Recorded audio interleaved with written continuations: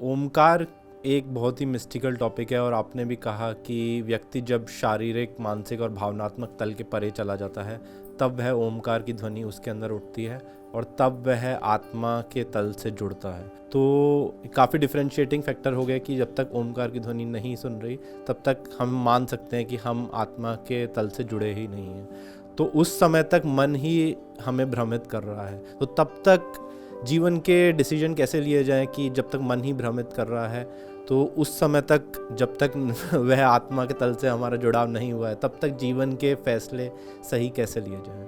पहली महत्वपूर्ण बात तो यह है कि ओंकार की ध्वनि निरंतर आपके भीतर से उठती रहती है।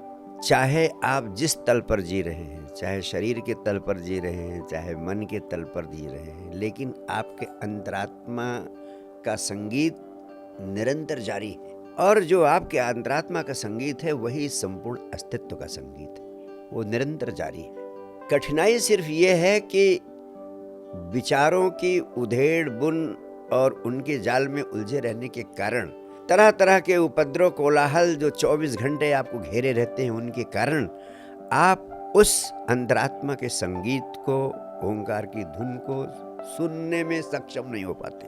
अब प्रश्न आपका यह है कि जब हम उस अंतरात्मा की आवाज को सुनने में सक्षम नहीं हैं और इस जीवन में हमें हर रोज कोई ना कोई निर्णय, महत्वपूर्ण निर्णय लेने पड़ते हैं, तो उसमें कैसे हमारे निर्णय स्वस्थ हों, सही हों और आत्मा के तल के निर्णय हो। वास्तव में सारे महत्वपूर्ण निर्णय सोचें, विचार करें और गहन विचार करें। जब शांत चित्त से एकांत में आप उन पर विचार करते हैं या अपने निकटतम प्रियतम लोगों से उनकी चर्चा करते हैं, उन क्षणों में चर्चा करते रहें।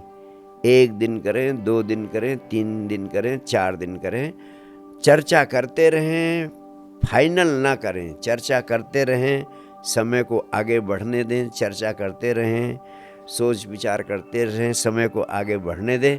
एक दिन ऐसा आता है कि जैसे आपके सामने कोई विकल्प बचता ही नहीं, अस्तित्व आपको विवश कर देती है कि अब यही करना है, कुछ और करना उचित है ही नहीं। वही आपकी अंतरात्मा का निर्णय हो जाता है। मैंने हमेशा देखा है, निर्णय लिए नहीं जाते हैं, अंततः निर्णय हो ही जाता है।